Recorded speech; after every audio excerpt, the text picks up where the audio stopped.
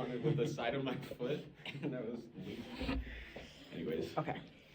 I'm Zach. I'm with the Spartan Spin. Alright. And what are your names and grades? So my name's Diedrick. I'm a senior. My name is Martin. I'm also a senior. Last name, please. Oh, Nikoi. Diedrick Nikoi. Martin Jezirski. Okay. I can write the... Our names are kind of complicated, so if you want to start it down too. Yes, please. You have paper? Oh, you have a pencil. Yeah. And I can have the paper. We work really well together, We're which great. is, good for our jobs on the cafe as well. Perfect.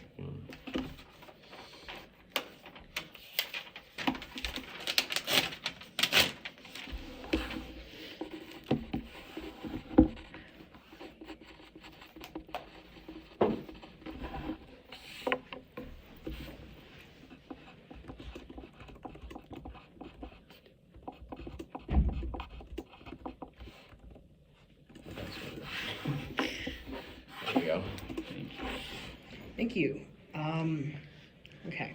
So, I'm coming through this with a complete blank mind. I've done no research or anything. Okay.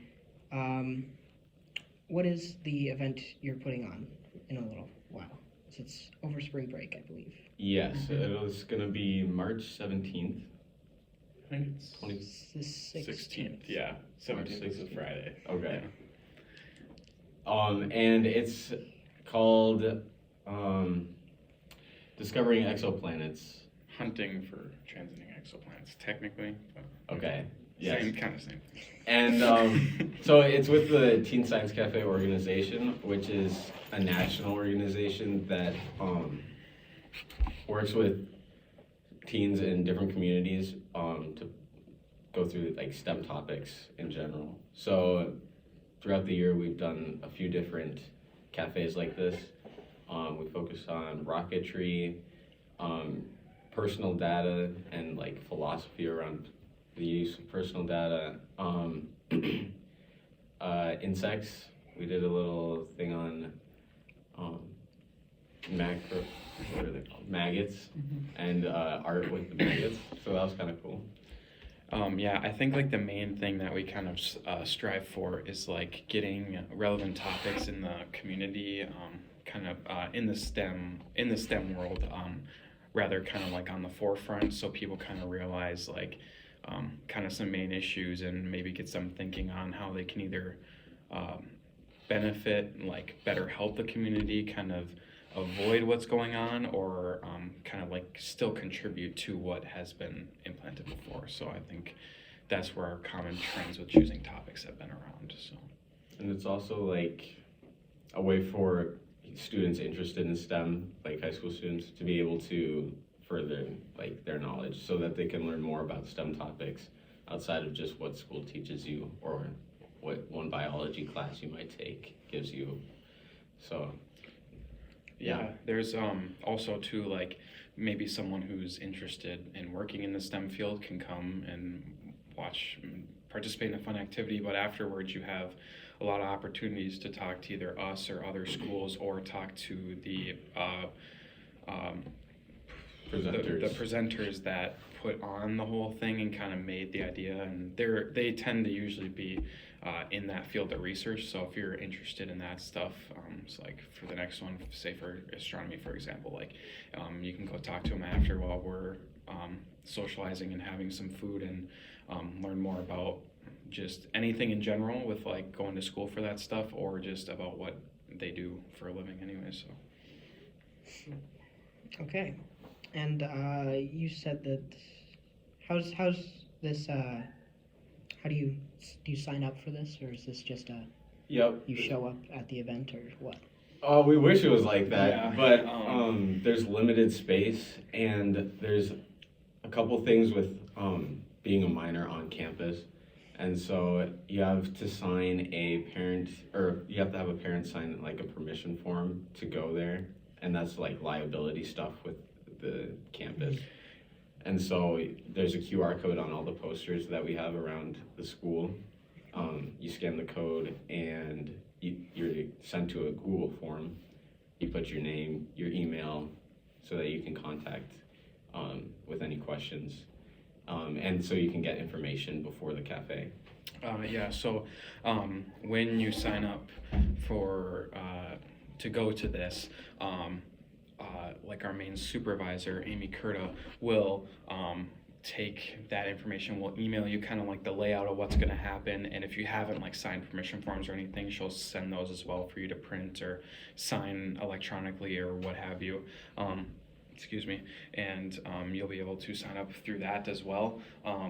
Like Diedrick said, there's a limited capacity as well, but we also have Instagram as well, where we post posters and pictures of the events as well. If there isn't like a poster that they can get to close by, the link to sign up for the next event will usually be in the bio on the Instagram account as well. So there's another outlet that you need to or you can have to sign up for. Nice. And why is this event being put on? I know it's kind of a tough question. I mean, it's like, because originally we were reached out by our chemistry teacher last year in order to do it, so we've been doing it for like a year and a half now. And we were reached out because she thought that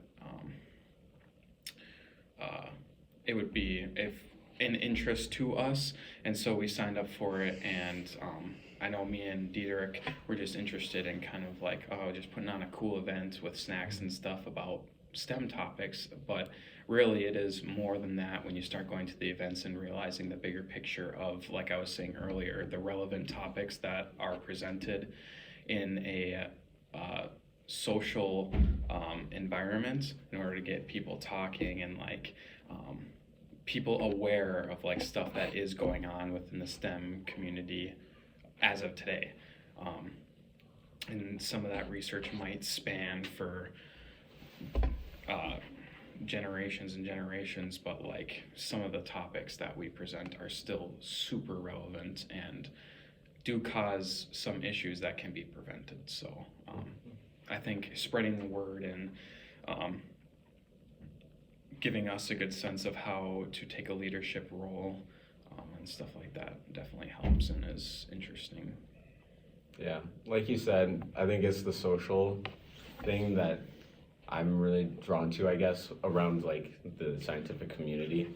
And so it's a chance for you to share ideas and come together and, think through scientific processes and scientific ideas that you might not be able to in school because with this, it's going to be people who are a lot more like-minded. And so it's people who are already interested in science and STEM topics. And so you get to keep a conversation that you might have in class for only 40 minutes, keep it going.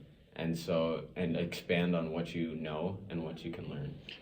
These people who present their topics are almost pretty much like experts or professionals in their field as well. So if there's a specific one that you like astronomy, for example, or like the planets, like the professor who's going to be doing the presentation on March 16th is very, very knowledgeable in that whole aspect. And so if that interests you, you can, like I said, have a one-on-one possibly after the cafe during the socializing time when we eat food and talk with friends or talk with new people or whatever too. So it gives you a lot more like pathway to like kind of figure out what you want to do or what you're interested in as well.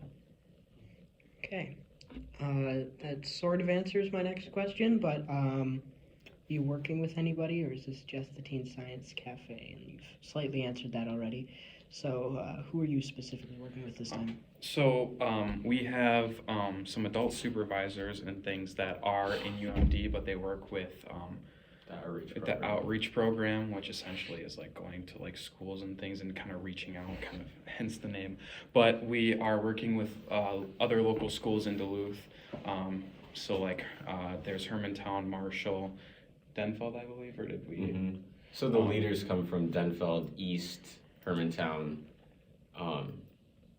and Superior, of course. Mm-hmm. I think those are the 4, and then we are able to reach other schools within the Duluth Superior community. And what was I just gonna say? I lost it. Oh, our like supervisor is Amy Coretta, and this month we're working with Dan Stevens, Dr. Dan Stevens, who's an assistant professor of astrology in the MWA, which is the science building at UMD. Is there anything you're looking forward to in this event? This event particular has been on my radar for some time. I know when we were first discussing which next topics to do, this was my first choice, because I personally love planets and stuff, but this cafe in particular will at least part of it will take place in the planetarium, which is just, you know, kind of cool and kind of gets more people coming as well. So I think that's what I'm most looking forward to as well. And I think as well at the end of the year, because lately we've been trying to reach out and get new participants for next year, because the majority of us are seniors, and so being able to kind of see all the hard work that we've put into this program kind of be output or passed down is kind of what I'm looking forward to in the long run. Yeah, I'm also excited about the planetarium. I don't think I've been in there. I'm not sure right now if I'm going to be able to go, so I'm looking forward to possibly being there. But yeah, one of the best parts is being able to work with a team and, you know, collaborate, be able to delegate certain tasks and come together as a collective to put on an event like this.